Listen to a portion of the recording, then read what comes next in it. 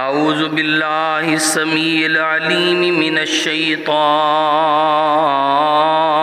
الرجیم بسم اللہ الرحمن الرحیم یا ایہا الذین آمنوا اتقوا اللہ حق تقاتہ ولا تموتن الا وانتم مسلمون یا ایہا الناس اتقوا ربکم الذی خلقکم من نفس واحدہ وخلق منها زوجها وبث منهما رجالا كثيرا ونساء واتقوا الله الذي تساءلون به والأرحام إن الله كان عليكم رقيبا يا أيها الذين آمنوا اتقوا الله وقولوا قولا سديدا يصلح لكم أعمالكم ويغفر لكم ذنوبكم ومن يطع الله ورسوله فقد فاز فوزا عظيما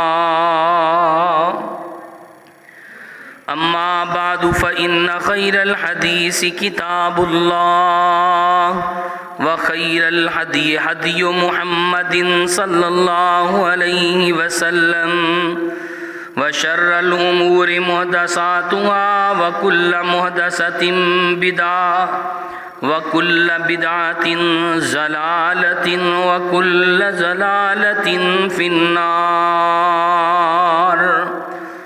قال الله تبارك وتعالى في مقام آخر وقال يا بني لا تدخلوا من باب واحد وادخلوا من أبواب متفرقة وما أغني عنكم من الله من شيء إن الحكم إلا لله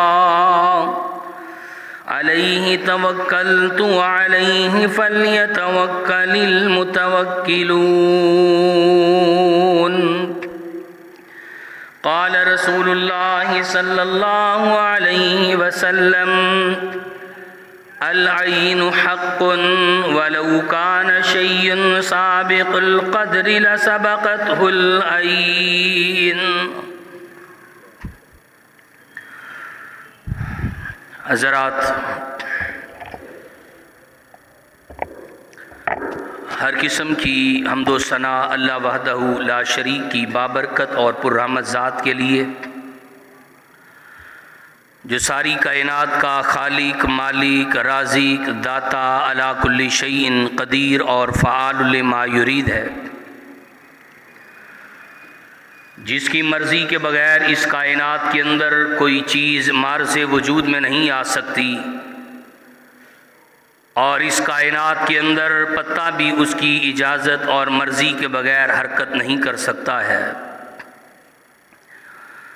درود و سلام امام الانبیاء، حبیب خدا، محبوب کبریا، حضرت محمد الرسول اللہ صلی اللہ علیہ وعلی آلہ وصحبہ وبارک وسلم کی بابرکت اور پررحمت ذات پر کہ جنہوں نے اللہ کی شریعت کے ایک ایک لفظ اور ایک ایک حرف کو بڑی ہی ایمانداری اور بڑی ہی دیانتداری کے ساتھ ہم تک پہنچانے کا حق ادا کر دیا۔ آج کے خطبہ جمعہ میں میں ایک انتہائی اہم موضوع کی طرف آپ کی توجہ مبذول کروانا چاہتا ہوں، اور یہ موضوع، یہ بات، یہ تذکرہ ہر گھر کی ضرورت ہے۔ ہر گھر کے اندر اس کے ساتھ تعلق رکھنے والے لوگ موجود ہیں۔ سب سے پہلے اس بات کو سمجھیے کہ اس کائنات کے اندر اللہ تعالیٰ نے انسان کو پیدا کیا اور انسان کے ساتھ متعلقہ جتنے بھی امور ہیں، وہ کوئی امر، وہ کوئی کام اللہ تعالیٰ کی اجازت کے بغیر نہیں ہوتا۔ بیماری آئے، خوشی آئے، غمی آئے یا صحت ملے، آدمی کو بلندی ملے یا وہ پستی کی عمیق گہرائیوں میں گرتا چلا جائے، عزت ہو یا ذلت ہو،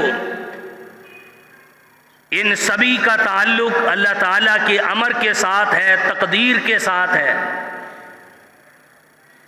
جس کے بارے میں اللہ رب العزت فیصلہ فرما دیں، اللہ کا حکم جاری ہو جائے، اللہ کا امر آ جائے، عزتیں بھی ملتی ہیں، بلندیاں بھی ملتی ہیں، شان اور رفتیں بھی عطا ہوتی ہیں۔ اور دنیا میں جو شخص ذلت کی عمیق گہرائیوں میں گرا ہے، اس کے پیچھے بھی اللہ تعالیٰ کا امر، اللہ تعالیٰ کا اذن اور تقدیر شامل حال ہے۔ زندگی اور موت، اس کا تعلق بھی تقدیر کے ساتھ ہے۔ کب بچہ پیدا ہوگا، کب ماں کے پیٹ کے اندر نطفہ قرار پکڑے گا، کیسے کیسے مراحل کو طے کرتے ہوئے وہ پروان چڑھے گا، اور پھر وہ صحت مند صحیح سالم دنیا میں آئے گا یا نہیں آئے گا، دنیا میں آنے کے بعد کتنا رزق کھائے گا، کیسے اعمال کرے گا، اور کیا کیا کام اس بندے سے سرزد ہوں گے، اللہ تعالیٰ نے اپنے علم کے مطابق تقدیر کے اندر لکھ دیے ہیں۔ اور پھر زندگی گزارنے کے بعد کب اس کو موت آئے گی اور کس جگہ پہ آئے گی اور کیسی موت اس کو آئے گی، یہ ساری کی ساری چیزیں اللہ تعالیٰ نے اپنے امر سے، اپنے علم سے تقدیر کے اندر لکھ دی ہیں۔ لیکن کچھ چیزیں ایسی ہیں کہ جن کا تعلق تقدیر کے ساتھ تو ہے ہی، لیکن لوگوں کے معاملات، لوگوں کے اعمال کے ساتھ بھی ہے۔ ان میں سے ایک چیز جس کا تذکرہ آج کے خطبہ جمعہ میں کرنا چاہتا ہوں، سیدنا حضرت یعقوب علیہ السلام جب یوسف علیہ السلام کی طرف، یعنی مصر کی طرف اپنے بچوں کو روانہ کیا اور دانے لینے کے لیے، راشن لینے کے لیے اپنے بیٹوں کو سامنے کھڑا کر کے ایک نصیحت کرتے ہیں، اور وہ نصیحت کیا ہے؟ اللہ رب العزت نے اس کا تذکرہ کلام حمید کے اندر کیا ہے۔ یعقوب علیہ السلام نے اپنے بیٹوں سے کہا، گبرو جوان 10 بیٹے، طاقتور، کڑیل، اور باپ اپنے بیٹوں کو نصیحت کر رہا، کہا وَقَالَ يَا بَنِيَّ لَا تَدْخُلُوا مِن بَابٍ وَاحِدٍ، اے میرے بچوں، اے میرے بیٹوں، سارے اکٹھے ایک دروازے سے داخل نہ ہونا، وَادْخُلُوا مِن أَبْوَابٍ مُتَفَرِّقَةٍ، اور میرے بیٹوں علیحدہ علیحدہ دروازوں سے داخل ہونا۔ وَمَا أُغْنِي عَنْكُم مِّنَ اللَّهِ مِنْ شَيْءٍ، میں اللہ کی تقدیر سے آگے بڑھنے والا نہیں، جو فیصلہ، جو امر، جو کام اللہ نے تمہارے لیے لکھ دیا ہے وہ ہو کے رہے گا۔ اور ان الحکم الا للہ، حکم، آرڈر، امر یہ صرف اللہ کا چلتا ہے۔ توکلت، میں علیہ توکلت، میں اسی اللہ پر بھروسہ کرتا ہوں۔ وعلیہ فلیتوکل المتوکلون، اور بھروسہ کرنے والوں کو چاہیے کہ وہ اللہ پر بھروسہ کریں۔ سیدنا حضرت عبداللہ ابن عباس رضی اللہ تعالی عنہما اس آیت کی تفسیر کرتے ہوئے یہ بات نقل کرتے ہیں کہ یعقوب علیہ السلام نے اپنے بیٹوں کو ایک دروازے میں داخل ہونے سے منع کیوں کیا، اور یہ بات کیوں کہی کہ میرے بیٹوں علیحدہ علیحدہ دروازوں دروازوں سے داخل ہونا، اس کی وجہ یہ تھی کہ کہیں کسی کی نظر میرے بچوں کو نہ لگ جائے، کہیں میرے بیٹے کسی کی نظر میں نہ آ جائیں اور یہ نظر بد کا شکار نہ ہو جائیں۔ یہ وجہ تھی کہ یعقوب علیہ السلام نے اپنے بیٹوں کو یہ نصیحت کی۔ اور ایک دوسرا مقام اللہ رب العزت اس بات کا تذکرہ کرتے ہیں، وَإِن يَكَادُ الَّذِينَ كَفَرُوا لَيُزْلِقُونَكَ بِأَبْصَارِهِمْ لَمَّا سَمِعُوا الذِّكْرَ وَيَقُولُونَ إِنَّهُ لَمَجْنُونٌ۔ جب ان لوگوں نے دیکھا جو آپ کی شریعت کا انکار کرنے والے تھے کہ پیغمبر کائنات کا دین بڑھتا چلا جا رہا، آپ کے ماننے والوں کی تعداد میں اضافہ ہوتا چلا جا رہا، اب اللہ فرماتے ہیں اے میرے حبیب پاک، یہ آپ کو اپنی نظروں سے پھسلا کر گرانا چاہتے ہیں۔ کیا مطلب؟ کہ یہ آپ کو نظر بد کا شکار کرنا چاہتے ہیں۔ وَإِن يَكَادُ الَّذِينَ كَفَرُوا لَيُزْلِقُونَكَ بِأَبْصَارِهِمْ، یہ اپنے آنکھوں کے تیروں سے آپ کو گرانا چاہتے ہیں۔ اور جس کا توکل اللہ رب العزت پہ ہوتا ہے، جو اپنی ڈوریاں اپنے مالک پہ پھینک دیتا ہے، اللہ کا الحاکمین کی بتلائی ہوئی تعلیمات اور پیغمبر کائنات کی بتلائی ہوئی دعاؤں پر عمل پیرا ہوتا ہے، اس بندے کو کسی کی نظر بد اپنا شکار کر سکتی نہیں ہے۔ اور نظر بد کے حوالے سے نبی کائنات حضرت محمد الرسول اللہ صلی اللہ علیہ وسلم کا ارشاد گرامی ہے، العین حق، اور لوگوں یہ نظر بد حق ہے، یہ لگ جاتی ہے، یہ انسان کو عقیدہ نہیں بنانا چاہیے، او جی کوئی بات نہیں ہے جی دیکھی جائے گی جی۔ آپ نے فرمایا العین حق، یہ نظر بد حق ہے، وَلَوْ كَانَ شَيْءٌ، آپ نے فرمایا اگر کوئی چیز سابق القدر، تقدیر سے کوئی چیز سبقت لے جاتی، آگے بڑھ جاتی، تقدیر کے لکھے کو کوئی مٹا نہیں سکتا، اور اگر کوئی چیز ایسی ہوتی جو تقدیر کے لکھے کو بدل سکتی تو آپ نے فرمایا وہ نظر بد ہوتی۔ یہ اتنی خطرناک چیز ہے، یہ اتنی بری چیز ہے۔ آج دیکھ لیں گھروں کے اندر بیمار کوئی بندہ پڑ جائے، سارے میڈیکل ٹیسٹ کروا لیے، کوئی مسئلہ نہیں، نظر بد ہے۔ کاروبار تباہ ہو گئے، کوئی مسئلہ نہیں، نظر بد لگ چکی ہے۔ بچے کا پڑھنے کو دل نہیں چاہتا اور ٹھیک ٹھاک میڈیکلی طور پہ صحت مند ہے، نظر بد لگ چکی ہے۔ آؤ اپنے گھروں کو دیکھیے، نہ چاکیاں ختم نہیں ہوتی، لڑائی جھگڑے ختم نہیں ہوتے، نظر بد کا شکار ہو چکا ہے گھرانہ۔ اور پیغمبر کائنات صلی اللہ علیہ وسلم کی ایک حدیث، آپ علیہ السلام نے فرمایا، آپ نے فرمایا لوگوں، اگر آدمی لوگ یہ نظر بد سے محفوظ ہونے کے لیے دعائیں نہیں پڑھتے، نبی علیہ السلام نے فرمایا میری امت کی اکثر موتیں نظر بد کی وجہ سے ہوں گی، اکثر موتیں نظر بد کی وجہ سے۔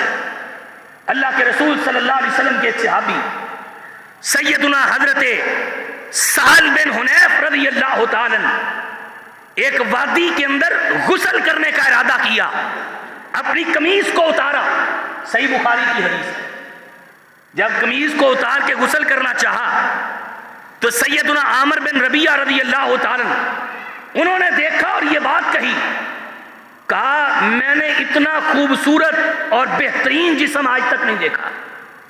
اب یہ بات کی، تعریف کی، آگے گزر گئے۔ اب یہ غسل کر کے باہر نکلے ہیں، بڑا سخت بخار ہو گیا، بڑی دوائیاں استعمال کی لیکن فاقہ نہیں ہو رہا۔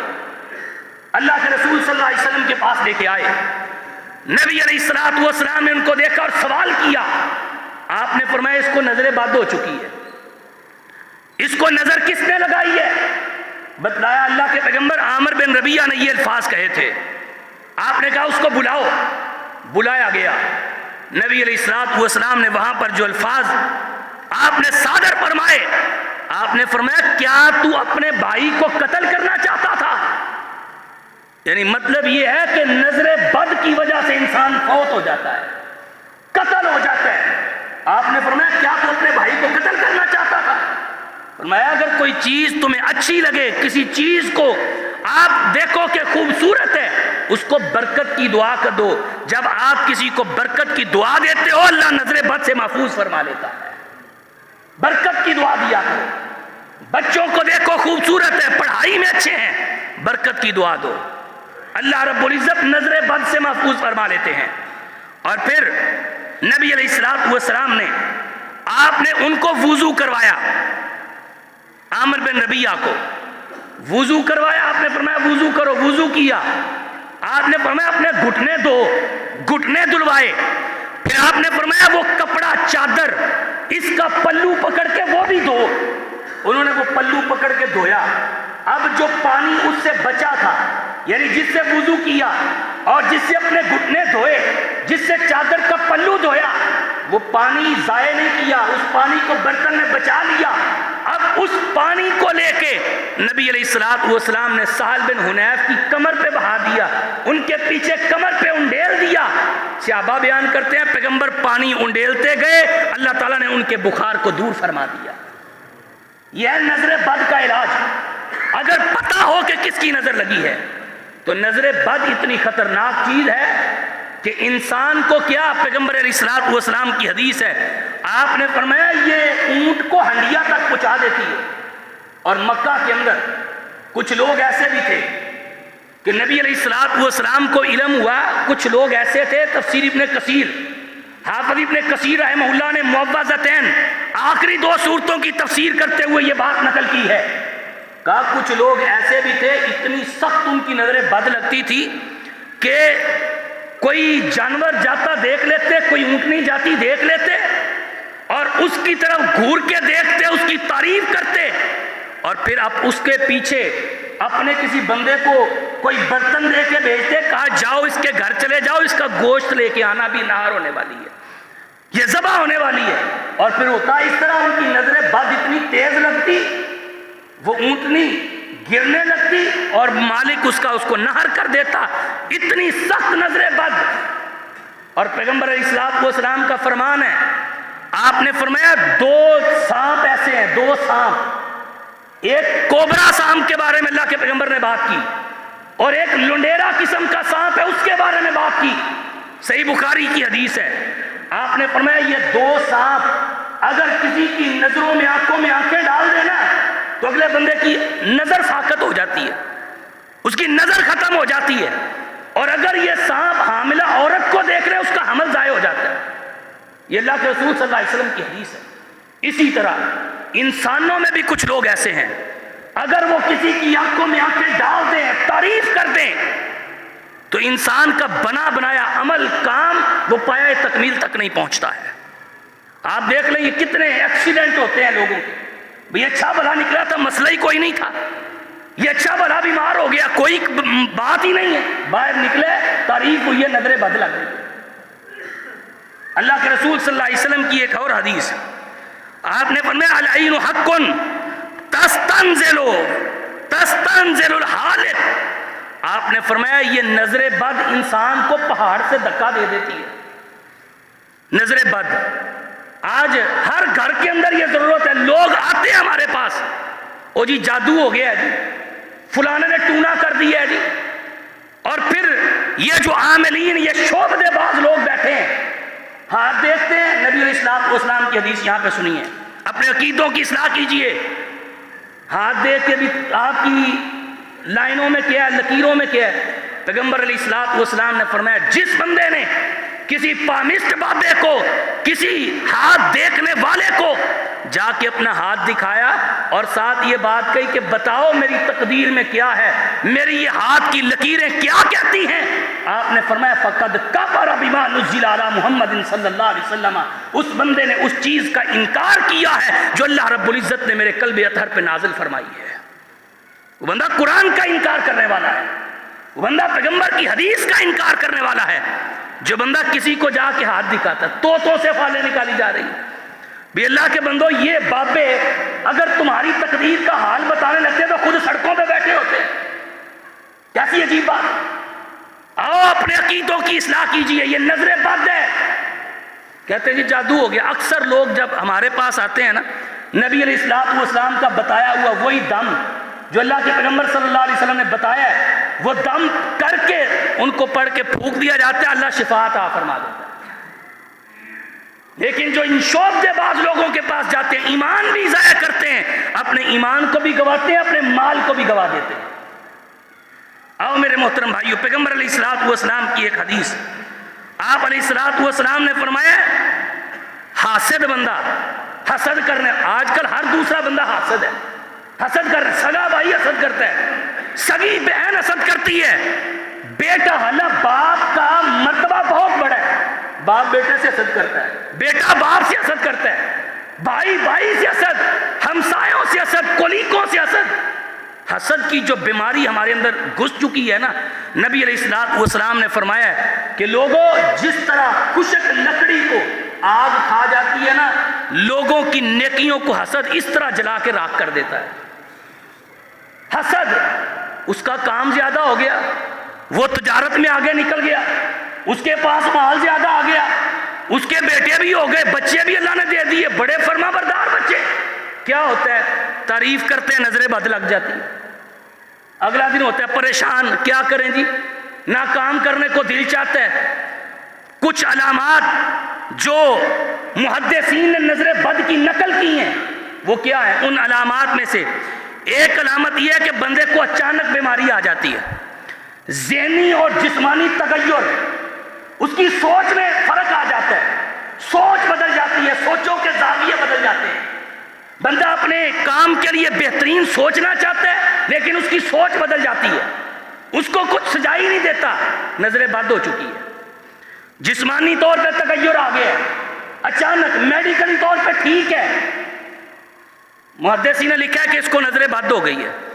اور اسی طرح چہرے کے اوپر پیلا پن آ جانا، پیلاہٹ آ جانا، عام طور پہ دیکھا نا بچوں کے رنگ بڑے پیلے پڑ جاتے ہیں، پیلا پن آ جانا، یہ بھی نظر بد کی علامت ہے. نبی علیہ الصلوۃ والسلام سیدہ ام سلمہ رضی اللہ تعالی عنہ کے پاس گئے. ام سلمہ رضی اللہ تعالی عنہ بیان کرتی ہیں کہ ان نبی صلی اللہ علیہ وسلم رعا فی بیتہا جاریت، آپ علیہ الصلوۃ والسلام نے ان کے گھر میں ایک لڑکی کو دیکھا، ایک بچی کو دیکھا، فی وجہہا صفحۃ، اس کے چہرے پر زردی چھائی ہوئی، چہرہ اترا ہوا. تو نبی علیہ الصلوۃ والسلام نے فرمایا استرکوا لہا فإن بہا النظر، اس کو دم کرو، اس کو نظر بد ہو چکی ہے. اب دم کون کرے؟ ہمیں تو دعائیں نہیں آتی، ہمیں پتہ ہی نہیں ہے پڑھنا کیا ہے، بچوں کو سکھانا کیا ہے. پھر کہتے ہیں جی جادو ہو گیا، جی ٹونا کر دیا کسی نے، جن سوار ہو گئے سر پہ.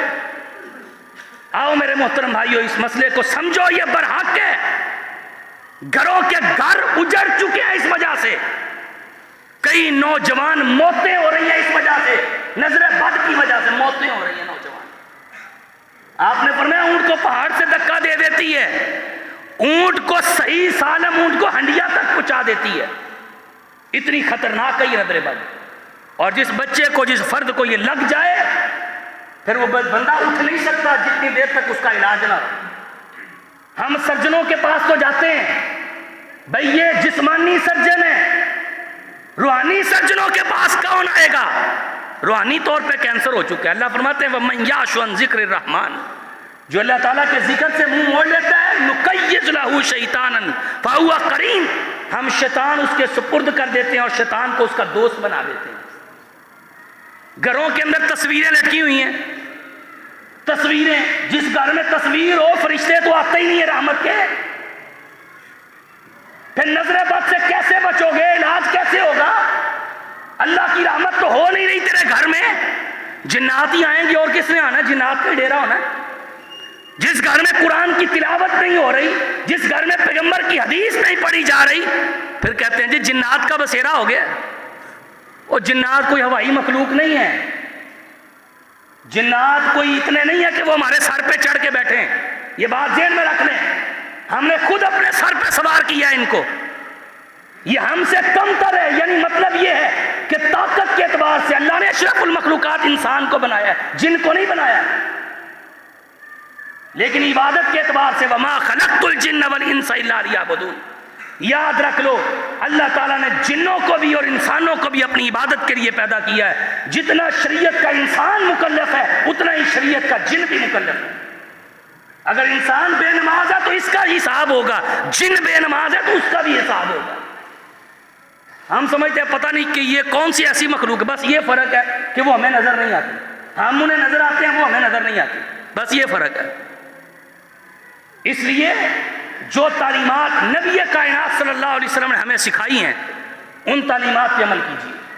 اللہ کے رسول صلی اللہ علیہ وسلم کی ایک اور حدیث آپ علیہ السلام نے فرمایا، آپ نے فرمایا جس کو نظر بد لگ جائے وہ کرے کیا؟ سب سے پہلی بات انشاءاللہ میں شاید اگلے جمعے میں ان صورتوں کی تفسیر آپ کے سامنے بیان کروں گا کہ جو جادو کے لیے، نظر بد کے لیے، جنات کے لیے اکثیر کا درجہ رکھتی ہیں، وہ صورتیں جو پیغمبر علیہ السلام پہ اللہ نے اس وقت نازل کی کہ جب نبی علیہ السلام پہ جادو ہو گیا، اللہ کے پیغمبر صلی اللہ علیہ وسلم نے ان صورتوں کی آیات کو پڑھ کے دم کیا تو اللہ تعالیٰ نے آپ سے جادو کے اثر کو ختم فرما دیا۔ سب سے پہلی چیز حاسد کی نظر۔ حاسد جب کسی کو دیکھتا ہے، بعض لوگوں نے یہ بات کی ہے کہ نظر کے اندر کچھ ایسی شعائیں ہوتی ہیں جس کی وجہ سے آپ نے دیکھا نہیں ہیپناٹائزم، یہ سسٹم کیا ہے؟ ہیپناٹائزم آج تو سبھی لوگ اس کے قائل ہیں کہ آنکھوں میں آنکھیں ڈالتے ہیں اور بندے کی سوچ کو مفقود کر لیتے ہیں، اپنے ہاتھوں میں لے لیتے ہیں، اپنی انگلیوں پہ نچاتے ہیں پھر لوگوں کو۔ یہ ہیپناٹائزم کا سسٹم کیا ہے؟ یہ آنکھوں کے ذریعے ایک دوسرے کی طرف دیکھتے ہیں اور آنکھوں میں دیکھ کے جو بندہ یہ کام کر رہا ہوتا ہے نا، وہ جو کہتا ہے وہ دوسرا بندہ وہی کام کرتا ہے۔ یہ آج کی آپ کی سائنس مان رہی ہے اس چیز کو، وہ تسلیم کر رہی ہے۔ اس لیے ان نظر کے تیروں سے بچنے کے لیے نبی علیہ السلام کی بتائی ہوئی ان دعاؤں کو یاد کیجئے، ان دموں کو یاد کیجئے جو نبی علیہ السلام پڑھ کے حسن و حسین رضی اللہ تعالیٰ کو دم کیا کرتے تھے۔ پیغمبر علیہ السلام اپنے نواسوں کو اٹھاتے اور کیا پڑھتے؟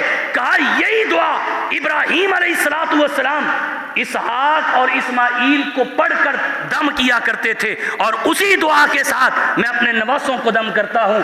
اعیذ کما بکلمات اللہ التامات من کل شیطان وہامت ومن کل عین لامت۔ پیغمبر کائنات یہ دعا پڑھ کے اپنے نواسوں کو دم کرتے، اللہ نظر بد سے محفوظ فرما لیتے تھے۔ آؤ ان دعاؤں کو یاد کرو، اپنی زندگیوں کا حصہ بناؤ۔ جہاں پر اور بڑے معاملات، بڑی پریشانیاں ہماری زندگیوں کے اندر موجود ہیں، ایک یہ پریشانی بھی ہماری زندگیوں میں موجود ہے۔ اور نظر بد لگتی کیسے ہے؟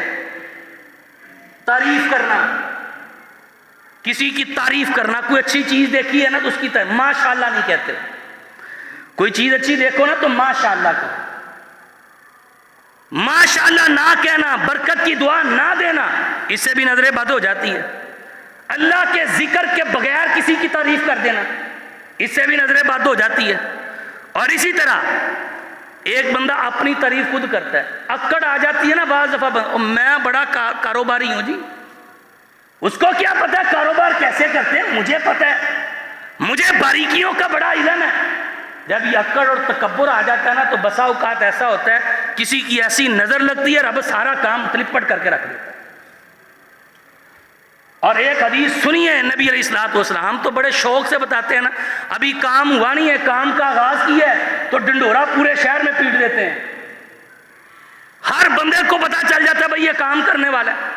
نبی علیہ السلام کی حدیث ہے، آپ نے فرمایا استعینوا علی انجاء الحوائج بالسر والکتمان۔ آپ نے فرمایا کاموں کو ان کے انجام تک پہنچانے کے لیے کاموں کا راز رکھا کرو۔ یہ راز نہ کسی کو دیا، جب کام ہو جائے ٹھیک ہے پھر لوگوں کو پتہ چل جائے، لیکن کام ہونے سے پہلے کسی کو، ایسے شخص کو تو بالکل نہ بتائیں کہ جس سے پتہ ہے کہ بھئی یہ حسد کرے گا اور حسد کی وجہ سے نظر بد لگ جائے۔ عام طور پہ ہمارے ہاں بھائیوں کو یا رشتہ داروں کو ہم شریکہ کہتے ہیں، حقیقت تو یہ تھی کہ یہ بھائی دکھ درد میں شریک ہونے والے ہیں، یہ بہنیں دکھ درد میں شریک ہونے والی ہیں، لیکن کیا کام الٹ چل رہا ہے. حسد، بھائیوں میں حسد آ گیا، آپس میں رشتہ داروں میں حسد آ گیا، اور عجیب قسم کے جملے لوگ استعمال کرنے لگ گئے. بھئی اوروں سے بھلا کر لو، رشتہ داروں سے نہ کرنا. یہ ایک ایسا جملہ ہے جو شریعت کے خلاف ہے. اللہ فرماتے ہیں، پیغمبر علیہ السلام نے فرمایا ہے، اللہ کے رسول صلی اللہ علیہ وسلم فرما رہے، آپ نے فرمایا جو شخص اپنے رشتہ دار پر خرچ کرتا ہے اللہ اس کو دوہرا اجر عطا کرتے ہیں، ایک صلہ رحمی کا، رشتہ داری کو ملانے کا، اور ایک نیکی کا. تو آج رشتہ داروں نے کیا ہے، بے حسد شروع کر دی ہے. تو لہذا اگر آپ کو پتہ ہے کہ اس طرح کا معاملہ ہے تو کبھی بھی اپنا کام اپنے رشتہ داروں سے یا اپنے بھائیوں سے جن سے آپ کو یہ شک ہے کہ کہیں ان کی نظریں بد نہ لگ جائے، چھپائیے کام کو. آپ علیہ السلام کی حدیث ہے بالسر والکتمان، کاموں کو چھپائیے. اچھا ایک بات یہ بھی ہوتی ہے، آپ نے فرمایا ان کل ذی نعمت محسود، ہر نعمت سے حسد کرنے والے لوگ موجود ہیں. ہر نعمت، صحت ہے، جوانی ہے، پڑھائی میں بندہ آگے ہے، بچہ آگے ہے، اولاد فرما بردار ہے، اور اسی طرح کاروبار میں وہ آگے، یعنی کوئی نعمت کی اللہ تعالیٰ نے عطا کی ہے، اس نعمت کا کوئی نہ کوئی حسد کرنے والا ضرور موجود ہے. نبی علیہ السلام کا یہ فرمان ہے. اچھا ایک بات اور بھی سمجھیے، گھروں کے اندر یہ عام بات ہے، عورتیں آپس میں بیٹھی ہو نا تو ایک دوسرے کی تعریف شروع ہو جاتی ہے. ایک عورت اپنے خاوند کی تعریفیں شروع کر دیتی ہے، وہ اس طرح کرتے ہیں جی، وہ اس طرح سارے معاملہ. بھئی تیرے گھر کا معاملہ اپنے گھر تک رکھ. اور دوسری عورت کیا کرتی ہے، رشک کرتی ہے، حسد کرتی ہے، بھئی میرے گھر میں تو ایسا ہوتا ہی نہیں. ایک تو گھروں میں لڑائیاں کرواتی ہیں، اور دوسرا وہ بی بی جب یہ رشک کرتی ہے، حسد کی آ جاتی ہے اس کے ذہن میں، تو کیا ہوتا ہے، نظریں بد لگ جاتی ہے، اور پھر یہ پریشان ہوتے ہیں. آؤ یہ معاملات ہر گھر کے اندر موجود ہیں. تعریف کرنی ہے کرو، کوئی گھر لینا ہے، کوئی گاڑی لینی ہے، کوئی اچھی چیز لینی ہے، یہ سارے معاملات کرو، لیکن اس کے سامنے اس کو بیان کرو جو آپ کو سن کے، آپ کی بات سن کے آپ کو برکت کی دعا دے. اور میں آپ کو یہ بات کہوں گا، کسی کا نقصان نہ کیجئے. آپ خیر خواہ اس کے نہیں ہیں کہ جس کی آپ نے تعریف کی اور ساتھ ماشاءاللہ نہیں کہا، آپ اس کے خیر خواہ نہیں. جس کی آپ نے تعریف کی اور اس کو برکت کی دعا نہ دی، آپ اس کے خیر خواہ نہیں. کہیں ایسا نہ ہو آپ کی زبان سے جملہ ادا ہو اور جملے کی وجہ سے اس کو نظر بد لگ جائے اور وہ پریشانی کا شکار ہو جائے.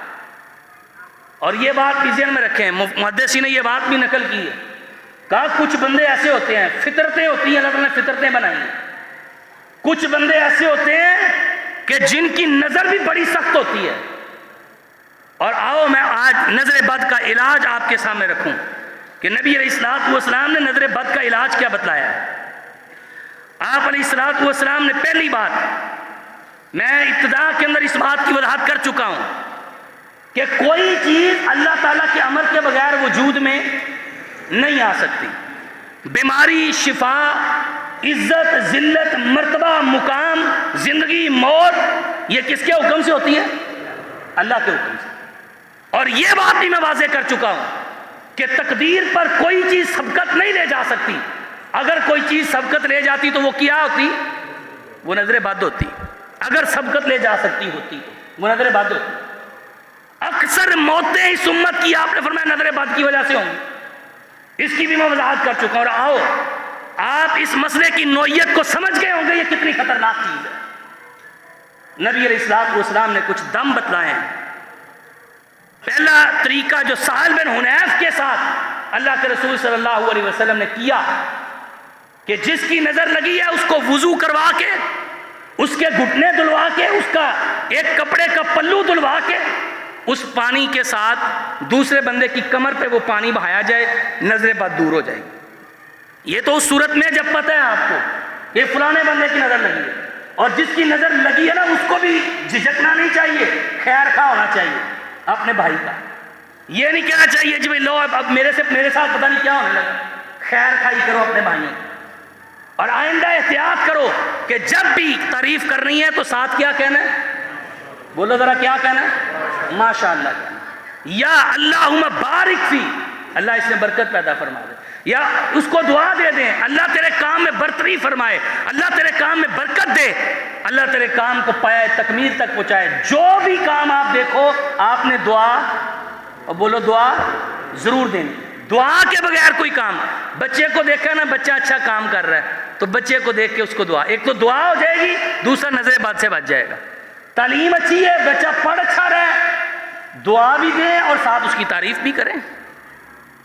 نبی علیہ الصلوۃ والسلام نے فرمایا نظر بد سے بچنا کیسے ہے؟ ایک تو دعا دینی ہے، ماشاءاللہ کہنا ہے، اور اس کے بعد اگر آپ سمجھ رہے ہیں پھر بھی نظر بد لگ گئی ہے، نبی علیہ الصلوۃ والسلام نے فرمایا کہ آخری دو صورتیں، قل اعوذ برب الفلق اور قل اعوذ برب الناس، اور یہ بات بھی ذہن میں رکھ لو، یہ ایسی صورتیں ہیں سخت سے سخت جادو ہوا نا بندے کو، سخت سے سخت جادو، اور وہ بندہ سمجھ رہا ہے کہ بھئی اس جادو سے مجھے آرام نہیں آ رہا، میں نے کوئی جگہ نہیں چھوڑی، ان دو صورتوں کو اپنا وظیفہ بنا لے، ان دو صورتوں کو وظیفہ بنا لے۔ میں دعوے سے یہ بات کر سکتا ہوں کہ اللہ تعالیٰ اس بندے کو جادو سے نجات عطا فرما دیں گے۔ یہ صورتیں پہلے نازل ہو چکی تھیں۔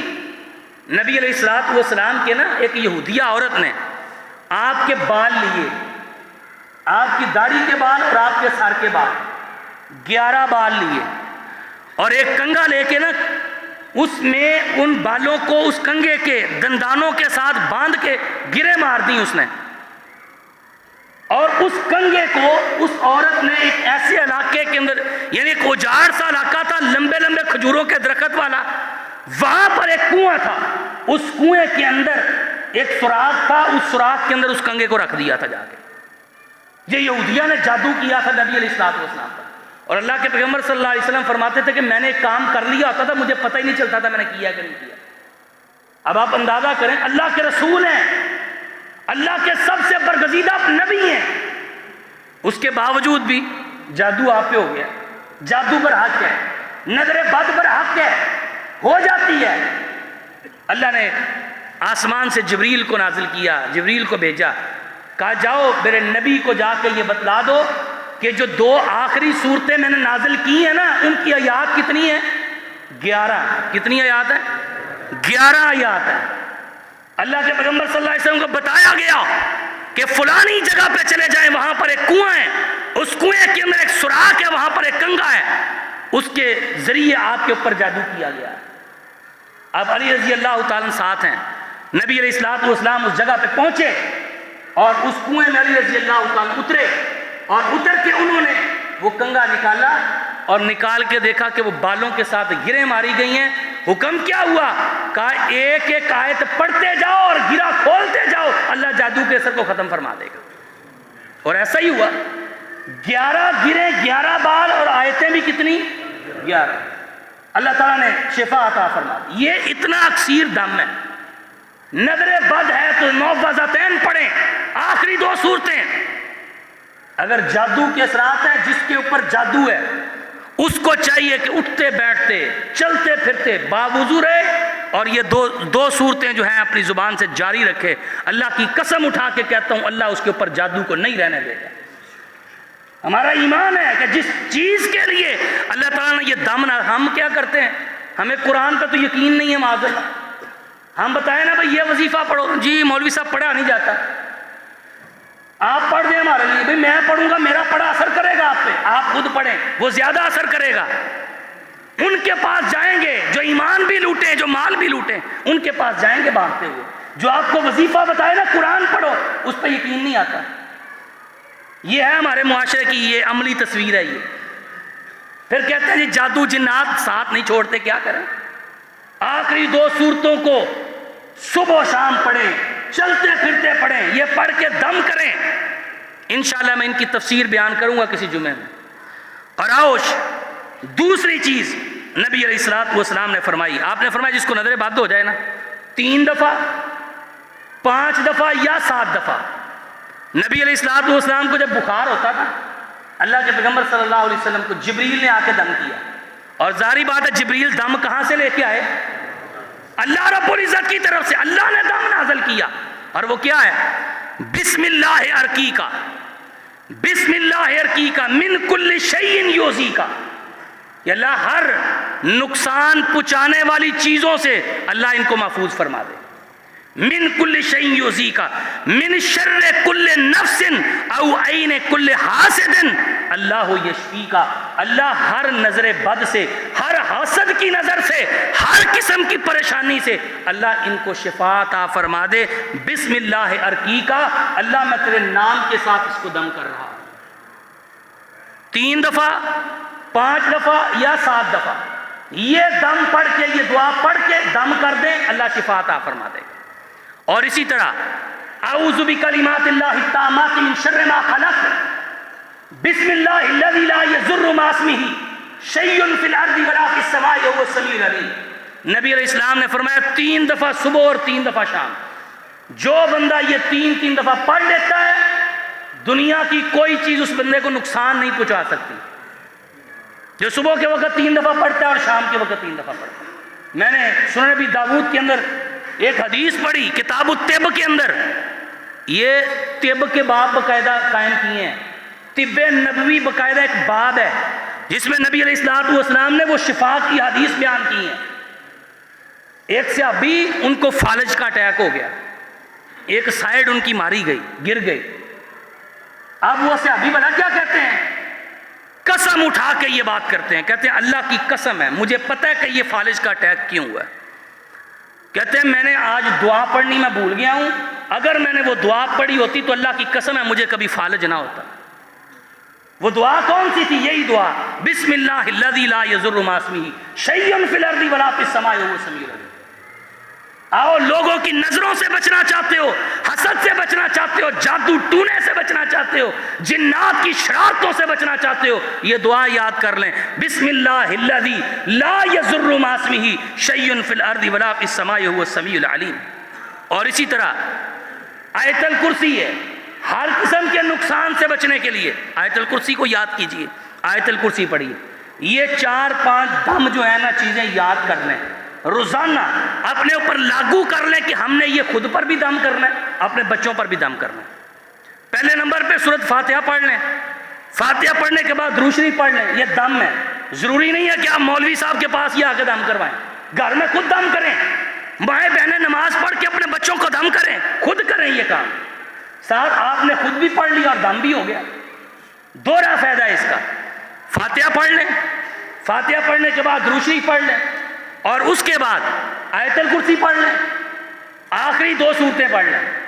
اور یہ جو دعا میں نے بھی بتائی ہے، بسم اللہ الذی لا یضر مع اسمہ شیء فی الارض ولا فی السماء، اسی طرح ایک اور دم بسم اللہ ارقی کا، یہ والا دم، یہ 2 دعائیں یاد کر لیں، آخری 2 سورتیں آیت الکرسی اور فاتحہ، یہ پڑھ کے اپنے بچے کو دم کر دیں، اللہ نظر بد سے شفا عطا کر دے۔ اور ساتھ ایک وہ دعا جو نبی علیہ السلام نے حسن حسین رضی اللہ تعالیٰ کو پڑھ کے دم کرتے کہ اعوذ بکلمات اللہ التامات من کل شیطان وہامۃ ومن کل عین لامۃ، یہ دعائیں پڑھیں اور اپنے آپ کو بھی دم کریں، اپنے بچوں کو بھی دم کریں۔ اللہ کی قسم ہے اللہ آپ کے گھروں میں خیر و برکات بھی پیدا کرے گا۔ یہ جو کاروبار کے اندر بندشیں آ جاتی ہیں، بعض دفعہ رشتے نہیں ہو رہے، نکاح نہیں ہو رہے، کوئی رکاوٹ نہیں ہے، رشتوں کی بندش آ گئی ہے، کاروباری بندش آ گئی ہے، ان لوگوں نے وہ بنا رکھے ہیں اشتہار کہ فلانے بنگالی بابا کے پاس جاؤ، فلانے پامسٹ بابے کے پاس جاؤ، وہ تمہارے یہ معاملات حل کریں گے، شریعت حل کر رہی ہے تمہارے معاملات۔ اگر یہ بندشیں نکاح کی ہو گئی ہیں، اگر شادیوں کی بندشیں، کاروباری بندشیں، بیماریوں نے ڈیرے ڈال دی ہیں، مصائب جان نہیں چھوڑ رہے، سوچیں بھٹکتی رہتی ہیں اور سوچوں کے اندر ہر وقت شیطان حائل رہتا ہے، تو یہ دم اپنی زندگی کا اوڑھنا بچھونا بنا لو۔ اللہ کی قسم اللہ زندگی کے اندر سکون بھی پیدا کرے گا اور آپ کے گھروں کے اندر خیر و برکات کو بھی نازل کرے گا۔ اقول قولی ھذا استغفر اللہ لی ولکم ولسائر المسلمین، آخر دعوانا الحمد۔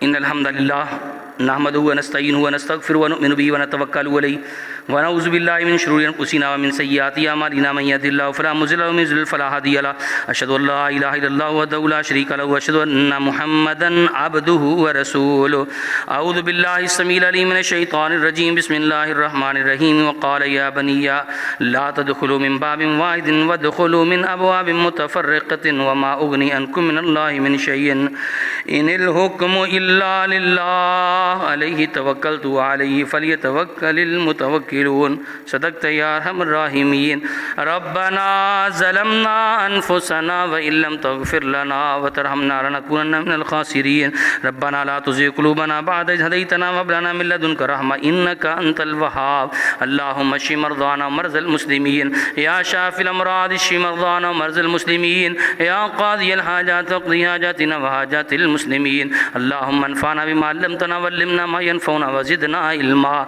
اللهم طهر قلوبنا من النفاق وأعمالنا من الرياء وألسنتنا من الكذب وأعيننا من الخيانة إنك تعلم خائنة الأعين وما تخفي الصدور سبحان ربك رب العزة عما يصفون وسلام على المرسلين والحمد لله رب العالمين.